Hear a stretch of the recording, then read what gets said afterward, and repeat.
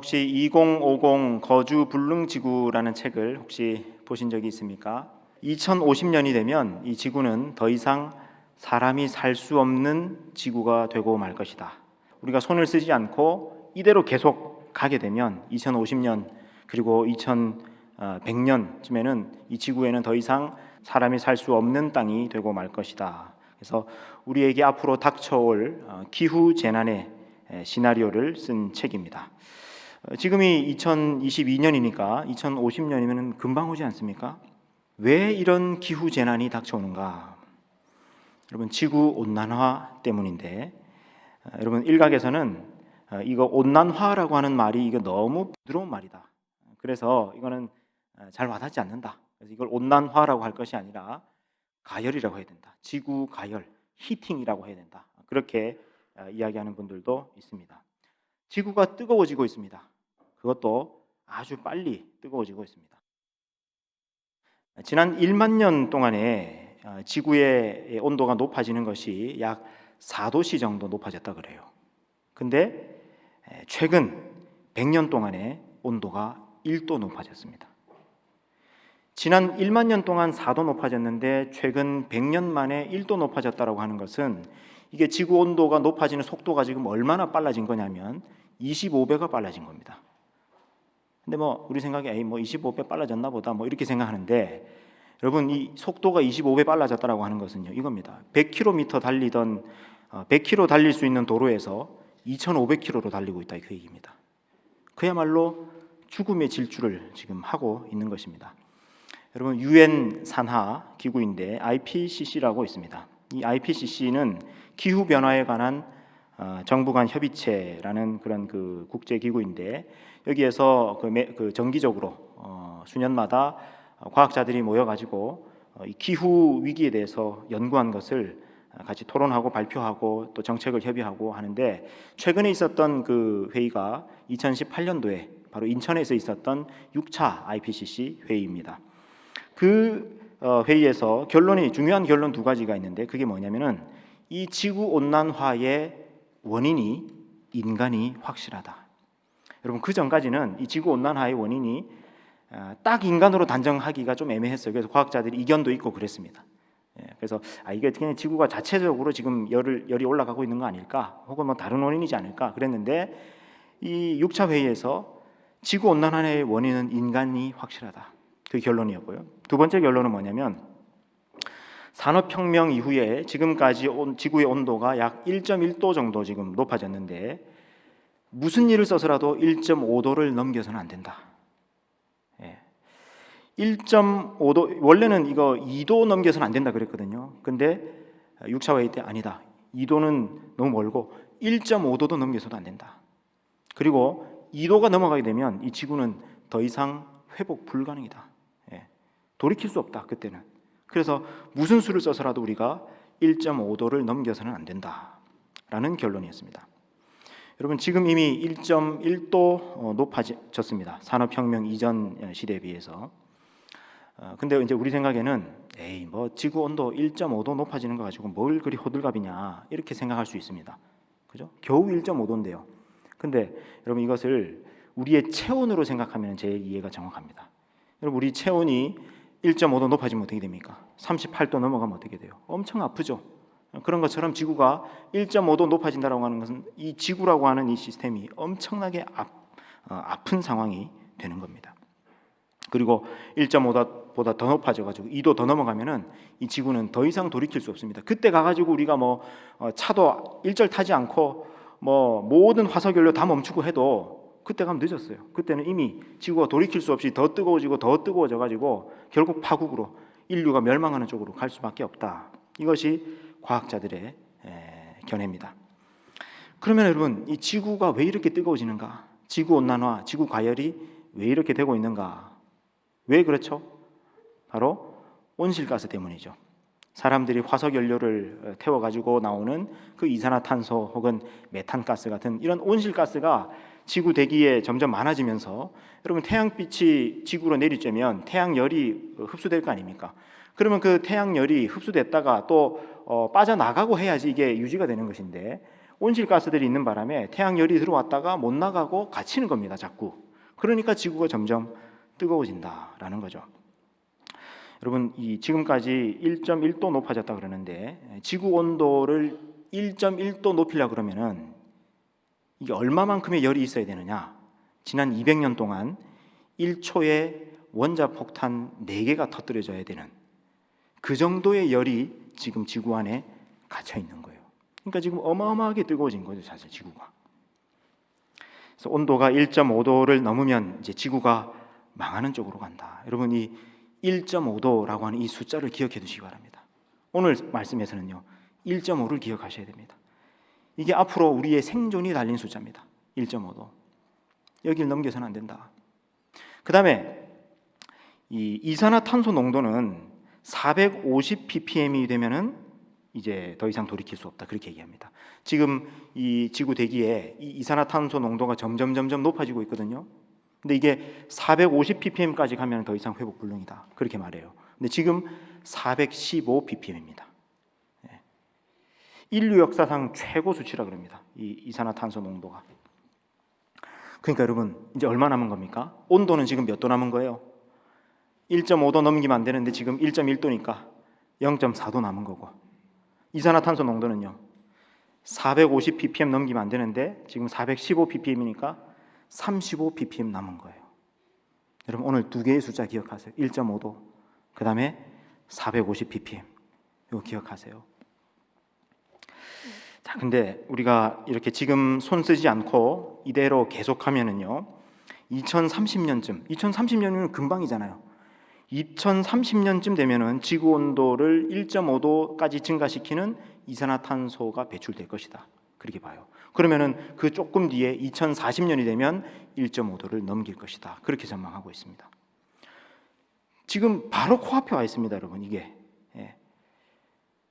근데 어떤 과학자들은 아니다. 2040년 너무 멀다. 2030년이 이대로 가면 2030년 되면 이미 1.5도 넘길지도 모른다. 그렇게 말해요. 그럼 도대체 이 지구의 온도가 1.5도를 넘기면은 이제 어떻게 되느냐?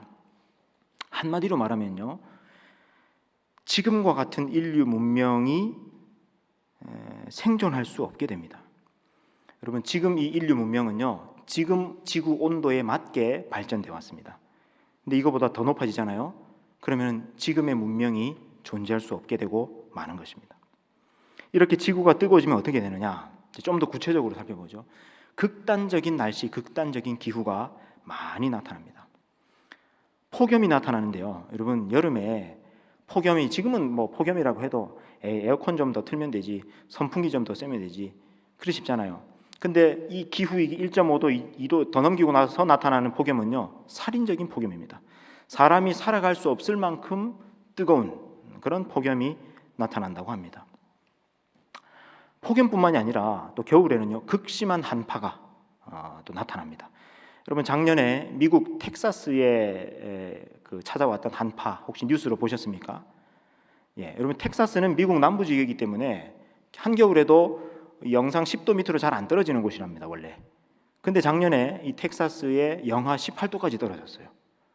그러니까 추위에 대비가 전혀 안 돼 있는 도시 아닙니까? 근데 영하 18도까지 떨어지니까 뭐 수도관이 얼고 전기가 끊어지고 난방이 끊어지고 하면서 난리가 났던 적이 있습니다, 텍사스에. 근데 이제 그런 기습 한파가, 그것도 극심한 한파가 자주 찾아올 것이다. 왜 이런 한파가 찾아오느냐? 여러분, 이 온난화가 없을 때는요, 이 대기에 그 어떤 뭐 제트 기류라 그러나요? 이게 막이 있어가지고 북극의 한파가 그렇게 쉽사리 못 내려온답니다. 근데 온난화 때문에 이 그 기류가 구불구불 불안정해져가지고 갑자기, 원래는 그렇게 춥지 않은 곳인데 북극 한파가 갑자기 내려오는 이런 일들도 생겨난다는 거예요. 우리나라도 예외가 아닙니다. 우리나라도 얼마든지 그런 기습 한파, 극심한 한파가 나타날 수 있다. 그 다음에 이 지구 대기의 순환이 잘 안 되면서 같은 날씨가 오래 지속이 된답니다. 여러분, 같은 날씨가 오래 지속이 되면 어떻게 됩니까? 맑은 날씨가 오래 지속이 되면 어떻게 되죠? 맑으니까 좋다. 어떻게 됩니까? 비가 안 온다는 거 아니에요. 가물어지는 겁니다. 그 다음에 비가 계속, 여러분, 날씨라고 하는 것은 자주 바뀌어야 좋은 거거든요. 맑았다가 흐렸다가 비도 왔다가, 여러분 어제 오늘 지금 너무나 귀한 생명의 봄비가 오고 있지 않습니까? 또 이게 비가 그쳤잖아요. 비가 왔다가 그쳤다가 또 맑았다가 흐렸다가 이렇게 바뀌어야지 좋은 것인데, 한 날씨가 계속 된다, 비가 계속 온다, 그러면 어떻게 돼요? 홍수가 나는 거죠. 근데 이제 이 지구 대기가 불안정해지면서 순환이 잘 안 돼가지고 같은 날씨가 계속돼서 이런 가뭄이나 홍수가 많아질 것이다. 그리고 큰 산불이 많이 일어날 거라고 봐요. 큰 산불이. 여러분 우리도 지금 산불, 울진 산불이 지금 다 잡혔습니까? 잔불을 지금 제거하고 있는지 거의 끝났는지 모르겠는데, 이게 지금 우리나라 관측 역사상 최장 산불로 지금 기록이 된 거예요. 이렇게 가무니까. 그죠? 오늘 아마 비가 와가지고 그나마 좀 산불이 잡힌 것 같기도 한데, 이런 산불, 근데 울진 산불로 인해서 지금 또 엄청나게 많이 탔다 그러죠. 최대 규모가 지금 타버렸다 그럽니다. 근데 여러분 한 2년 전인가요? 호주 산불 기억나십니까? 그때 호주에서 산불이 얼마간 꺼지지 않았냐면 무려 5개월 동안 산불이 꺼지지 않았어요. 그래서 그 호주 산불로 불에 탄 그 면적이 한반도 전체의 85%, 한반도 전체가 거의 불타 없어져 버리는 것 같은 그런 끔찍한 산불이 그때 일어났습니다. 근데 앞으로는 이런 산불이 세계 곳곳에서 더 많아질 것이다, 그렇게 전망합니다. 여러분 근데 그렇게 되면 어떻게 돼요? 가뭄이 극심해지고 홍수가 오고, 그 다음에 이런 산불이 막 일어나고, 이런 기후가 불안정해지면 제일 문제가 뭡니까? 농사가 안 되는 겁니다. 그럼 식량난이 오는 거예요. 식량난이. 곡물 가격, 밀가루 가격이 폭등합니다. 여러분 만약에 전 세계, 우리나라도 지금 밀가루를 거의 수입하지 않습니까? 그래서 지금 많이 수입할 수 있으니까 싸게 우리가 밀가루 음식을 우리가 먹게 되는 것인데, 여러분 밀가루를 지금 재배하고 있는 곳에 이런 극심한 가뭄이 온다든지 산불이 일어난다든지 홍수가 일어나 버린다든지 해가지고 그해 밀가루 농사가 안 되면 어떻게 돼요? 우리나라에 밀가루 수입이 안 되는 거죠. 그럼 여러분 빵 못 먹는 겁니다. 이제 라면도 못 먹는 거고요. 그렇게 되는 겁니다. 여러분 이게 제일 큰 문제가 바로 이겁니다. 당장에 먹을 게 없고 마실 물이 없게 되는 겁니다. 여러분 돈이 있으면 뭐합니까? 돈이 아무리 많아도 마트에 가봤더니 마트 식료품 코너가 텅텅 비어 있다. 그럼 어떻게 되는 거예요? 큰일 나는 거죠. 여러분 요한계시록에 보면은요, 그 7개의 인을 하나씩 떼는 장면이 나오는데, 거기에 세 번째 인을 떼면은 극심한 이 기근 때문에 이 식량 위기가 올 것이다라는 그 기록이 요한계시록에 있는데, 아마도 이 기후 위기 때문에 그런 식량 위기가 올 수도 있지 않을까, 그렇게 보고 있습니다. 근데 여러분 식량 위기가 오면은요, 이게 그냥 단지 우리가 좀 먹는 거죠. 그래 내가 평소에 많이 먹었는데 조금 이제 다이어트도 좀 하지, 좀 덜 먹지 뭐, 이걸로 되는 게 아닙니다. 식량 위기가 오면은요, 곳곳에서 폭동이 일어나는 겁니다. 폭동이. 여러분 당장 먹을 게 없다고 생각해 보십시오. 근데 어디 마트에 갔더니 뭐 조금 남아 있다. 그러면 여러분 전부 달려갈 거 아닙니까? 그래가 서로 그거 사겠다고 가져오겠다 막 폭동이 일어나는 겁니다. 당장 우리 집 식구들이, 애들이 굶고 있다 싶으면요, 곳곳에서 막 폭동이 일어나고요. 그러면 또 내전도 일어나고, 그래가지고 나라가 위태로워지면요, 사람들이 우리나라에서 못 살겠다 하면서 다른 나라로 가야 되겠다 하면서 난민이 발생합니다. 그래서 이 기후 난민이 많이 생겨가지고 이제 기후 위기 이후에 이 난민들, 기후 난민들을 어떻게 대할 것인가. 여러분 우리나라에도 만약에 기후 난민들이 곳곳에서 배를 타고 들어온다고 생각해 보십시오. 바로 우리 국가 안보하고 직결되겠죠, 문제가. 그런 일들이 일어나게 될 것이다. 여러분 표정이 지금 어두워지고 있습니다, 점점. 근데 이게 현실입니다. 과학자들이 지금 아주 강하게 경고하고 있는 현실입니다. 그리고 또 뭐라고 전망하느냐, 지금 코로나19 같은 이런 팬데믹이 더 세게 더 자주 올 것이다, 그렇게 전망합니다. 코로나19는 순한 맛이었는지 모릅니다. 근데 더 매운맛의 그런 팬데믹 바이러스가 나타날 것이다. 왜냐하면 여러분 기후가 변하잖아요. 그럼 바이러스도 이상하게 변이가 일어날 수 있습니다. 그래서 예전에는 그렇게 세지 않았던, 독성이 별로 세지 않았던 바이러스인데, 기후 변화로 인해 가지고 이 바이러스가 이상한 변이를 일으켜서 더 심한 그런 바이러스가 될 수도 있다. 그렇게 전망합니다. 그리고 여러분 온난화하면 제일 먼저 떠오르는 그 그림 있죠. 북극과 남극에 있는 그 얼음이 다 녹고 그린란드에 있는 얼음 동토층도 녹고 그러면 또 어떻게 됩니까? 해수면이 높아지는 거죠. 해수면이 높아지면요, 여러분 해안지대에 있는 그 도시들은 다 물에 잠기는 겁니다. 여러분 지금 인류 문명 이 도시들이 대부분 해안에 형성되어 있습니다. 근데 해수면 높아져 보십시오. 다 잠기는 거죠. 여러분 이것이 우리가 코앞에 직면한 기후 위기의 현실입니다. 자, 그러면 왜 이런 일이 생겼느냐? 왜 지구에 이런 죽음의 그림자가 드리워졌느냐? 여러분 지구는요, 웬만큼 사람이 환경을 파괴해도 이 스스로 셀프 이 복구 능력이 있습니다. 그래서 여러분 사람들이 환경을 막 파괴했다가도 사람만 손대지 않고 가만히 내버려 두면 어떻게 돼요? 회복되죠. 이 지구는 그런 자정 시스템, 회복 시스템이 있습니다. 근데 그렇게 복구하고 회복하는데도 너무 인간들이 무지막지하게 이 세상을 파괴하니까 복구하는 속도가 따라가지 못하는 거예요. 그래서 이 지구가 지금 파국으로 치달아가고 있습니다. 2500km의 속도로 지금 달려가고 있는 것입니다. 왜 이런 죽음의 그림자가 드리워졌느냐? 바로 죄 때문입니다. 인류의 과도한 욕망 때문입니다. 여러분 야고보서 1장 15절 말씀, 야고보서 1장 15절 말씀 같이 읽겠습니다. 시작.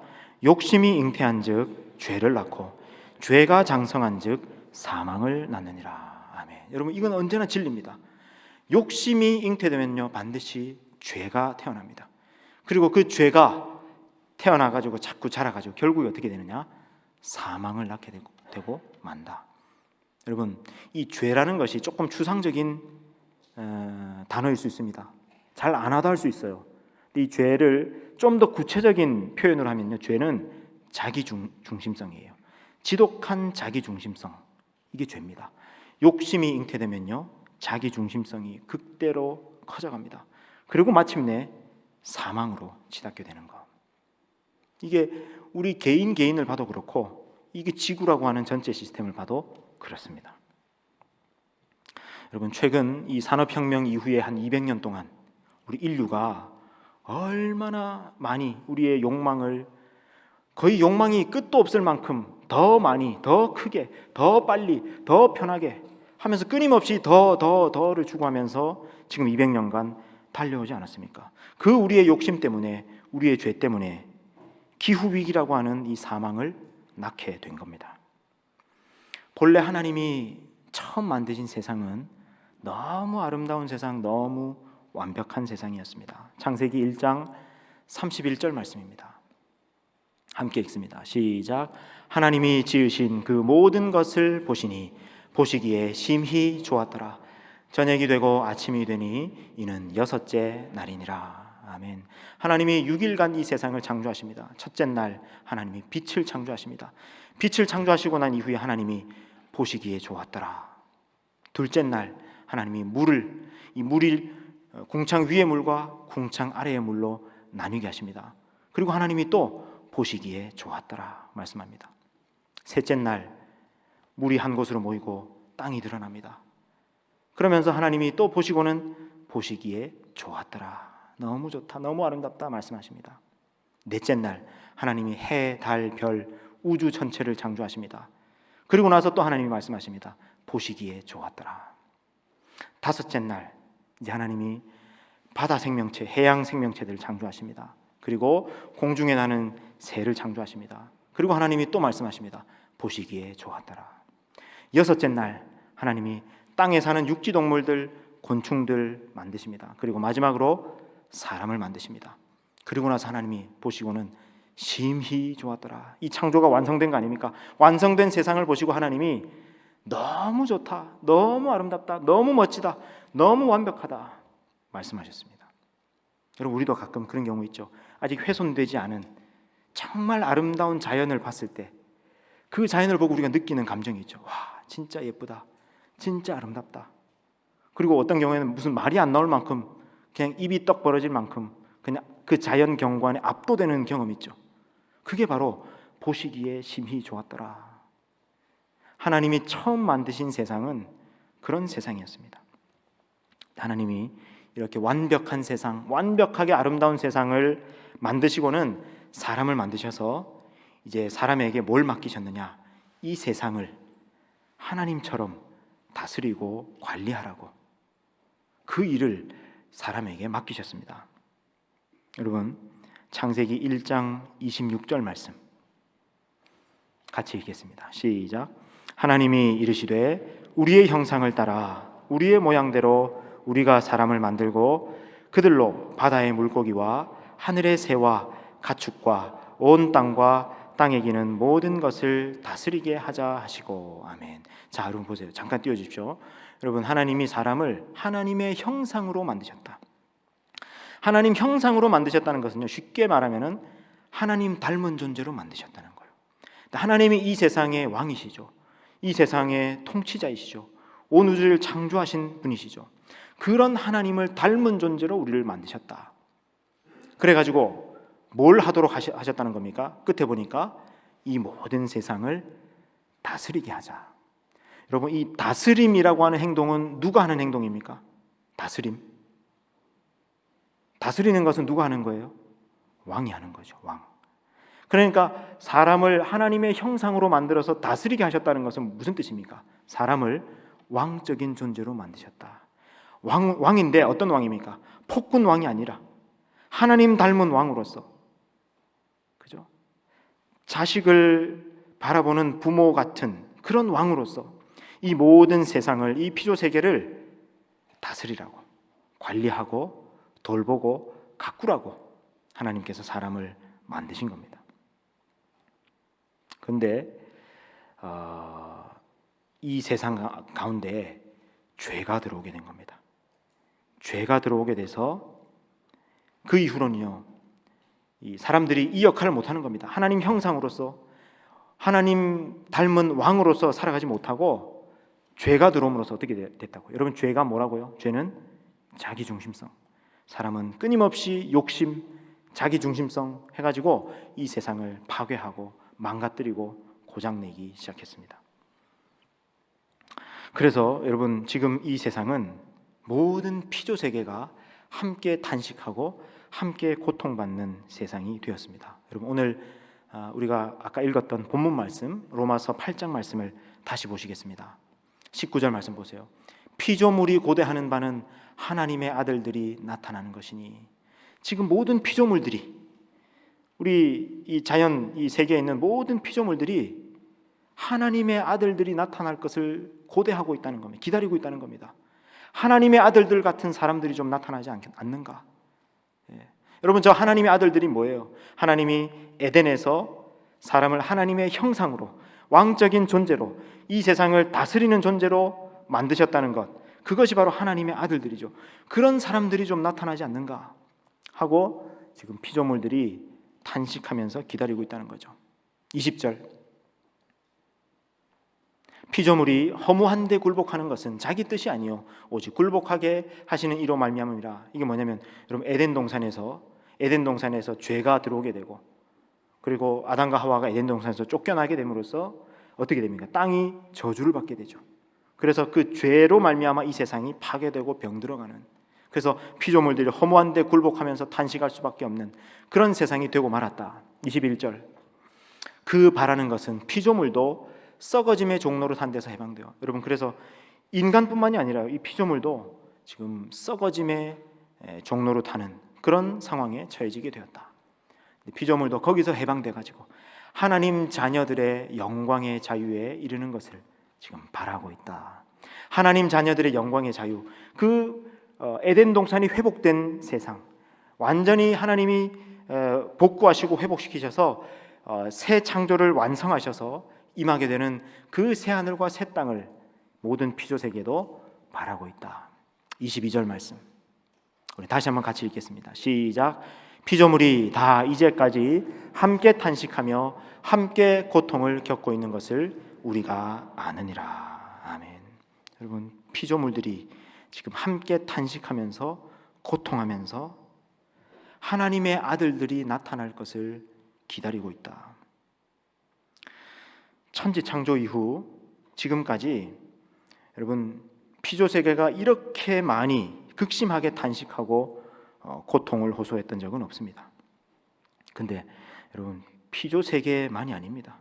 이렇게 되면요, 피조물은 피조물이지만 이대로 가면 우리 인류 문명 자체가 이대로 끝나버릴 수 있는 그런 상황에 우리가 직면해 있습니다. 지금은 이 지구 전체가, 모든 피조 세계가 하나님의 구원을 고대하고 있는 상황이 되었습니다. 사순절을 보내고 있습니다. 사순절은 예수님의 고난을 묵상하면서 예수님의 십자가와 구원, 또 생명의 부활을 기다리는 절기입니다. 예수님이 받으신 고난은 인류와 모든 피조 세계의 고난을 함께 짊어진 고난이었습니다. 예수님은 인류와 피조 세계를 이렇게 망하게 만드는 바로 그 죄를 해결하시기 위해서 이 땅에 오셨습니다. 여러분, 우리 인간이 망하는 이유가 무엇입니까? 죄 때문입니다. 지구가 망하는 이유가 무엇입니까? 죄 때문입니다. 근데 예수님은 바로 그 죄를 이기시고 죄를 해결하시기 위해서 오셨습니다. 복음은, 십자가는 바로 그 죄를 정조준하고 있습니다. 그리고 그 죄를 이기는 능력이 바로 복음의 능력, 십자가의 능력입니다. 오늘날 이 기후 위기, 기후 재난이라는 사망을, 죽음을 낳기까지 그동안 인류 또 우리 사회, 우리 개인에 만연했던 그런 욕심과 죄를 성찰하고 회개하고 또 회복을 위해서 기도하는 것, 여러분 이것이 우리가 사순절을 기후 행동으로 보내는 이유입니다. 저와 여러분은 하나님의 백성입니다. 맞습니까? 하나님의 자녀입니다. 맞습니까? 여러분, 하나님의 백성이라는 것은 하나님의 형상이 회복되는 사람들입니다. 하나님의 형상을 회복해가는 사람들입니다. 아까 창세기에서 말씀한 하나님의 형상이 무엇입니까? 왕적인 존재. 하나님이 왕으로 통치하시면 일어나는 그 통치를 이 세상 가운데 행하면서 이 세상 모든 피조 세계를 관리하고 돌보고 가꾸는 존재. 여러분, 그런 책임이 우리에게 있습니다. 하나님의 형상으로서, 하나님의 백성으로서 우리가 우리 피조 세계를 관리하고 돌봐야 될 책임이 있습니다. 저와 여러분은 그리스도인입니다. 그리스도인. 그래서 그리스도의 생명이 나 개인뿐만 아니라 모든 피조 세계까지 흘러가도록 해야 할 통로입니다. 기후행동의 40일, 이번 사순절은 예수 그리스도의 고난을 묵상하면서 함께 탄식하고 고통당하는 피조 세계와 이 지구를 생각합시다. 그리고 기도합시다. 그리고 행동합시다. 시간이 얼마 남지 않았습니다. 일단 무조건 탄소 발생을 줄여야 합니다. 그리고 발생한 탄소를 제거하고 회수해야 합니다. 1.5도까지 0.4도 남았습니다. 450ppm까지 35ppm 남았습니다. 얼마 남지 않았습니다. 그러나 아직 기회는 있습니다. 지금 여러분이, 저와 여러분이 이 기후 재앙을, 인류 문명 전체가 끝나버릴 수 있는 이 기후 재앙을 막을 수 있는 마지막 세대입니다. 물론 우리의 사순절, 겨우 40일간 우리가 이거 묵상하고 실천하고 기도한다고 해서 이 지구 전체가 그냥 40일 후에 완전히 바뀌어버리고 그렇게 되지 않을 겁니다. 우리의 이 행동과 실천과 기도 이런 것들은 너무나 작은 움직임일 수 있습니다. 그러나 여러분, 나비 효과는 일어납니다. 이런 힘들이 모이고 또 확산되어서 온 세계 정부들에게까지, 그리고 온 세계 기업들에게까지 이런 변화되는 움직임이 우리를 통해서 일어날 수 있습니다. 이번 사순절 우리의 작은 변화와 행동 그리고 기도를 통해서 지구 전체가 변화되는, 회복되는 그런 날개짓이 우리 안에 일어날 수 있게 되기를 바랍니다. 여러분, 30년 후, 50년 후에도 우리의 자녀들, 또 우리의 손자, 손녀들도 지금 우리가 보는 이 하늘을 볼 수 있어야 되지 않겠습니까? 그들도 지금 우리가 먹는 이 음식들을 먹을 수 있어야 되지 않겠습니까? 여러분, 우리에게 달렸습니다. 우리가 그것을 할 수 있는 마지막 세대입니다. 사순절은 생명의 부활의 생명을 기다리는 40일입니다. 올해 부활절은 4월 17일인데 여러분, 이번 부활절은 예수 부활의 생명이 나 개인뿐만이 아니라 모든 피조 세계까지 임하는 그런 부활절이 되시기를 바랍니다. 여러분, 마지막 말씀을 드립니다. 요한계시록 21장입니다. 6절 7절 말씀인데요, 우리 한 목소리로 같이 읽겠습니다. 시작. 또 내게 말씀하시되 이루었도다. 나는 알파와 오메가요 처음과 마지막이라. 내가 생명수 샘물을 목마른 자에게 값없이 주리니 이기는 자는 이것들을 상속으로 받으리라. 나는 그의 하나님이 되고 그는 내 아들이 되리라. 아멘. 요한계시록 21장은 하나님께서 새 하늘과 새 땅을 열어주신 다음에, 만물을 새롭게 하신 다음에, 하나님께서 이 새 창조의 역사를 완성하신 다음에 하나님 백성들에게 주시는 말씀입니다. 그는 내 아들이 되리라. 여러분, 하나님이 우리 하나님의 백성들 향해서 이 새 창조가, 새 하늘과 새 땅, 새 창조가 완성된 순간에 이렇게 말씀하십니다. 그는 내 아들이 되리라. 여러분, 하나님의 아들, 여기 또 나왔네요. 아까 로마서 8장에서 탄식하고 고통당하고 있는 피조 세계가 누굴 기다린다고요? 하나님의 아들들이 나타날 것을 기다리고 있다. 여러분, 근데 이게 요한계시록 21장에 나왔습니다. 하나님의 아들이라. 하나님의 새 창조의 역사에 동참하는 자들, 그들이 바로 하나님의 딸들, 하나님의 아들들이다. 여러분, 하나님의 아들, 하나님의 딸들이 누굽니까? 영접하는 자, 곧 그 이름을 믿는 자들에게는 하나님의 자녀가 되는 권세를 주셨으니. 요한복음 1장 12절. 누가 하나님의 자녀들, 하나님의 딸들, 하나님의 아들들입니까? 우리들입니다. 우리가 하나님의 아들로서, 하나님의 딸로서 하나님의 새 창조의 역사에 동참해야 합니다. 여러분 안에 이 요한계시록 21장의 말씀처럼 생명수 샘물이 솟아나게 되기를 주의 이름으로 축원합니다. 우리 수원성 청년 공동체 안에 생명수 샘물이 솟아나게 되기를 주의 이름으로 축원합니다. 우리의 사순절 안에, 이 기후 행동의 40일 안에 생명수 샘물이 솟아나게 되기를 바랍니다. 그래서 그 생명수 샘물이 흐르고 흘러서 우리 세상이 살아나고 우리 지구가 살아나는 그런 은혜의 역사, 생명의 역사가 나타나게 되기를 우리 주님의 이름으로 축원합니다.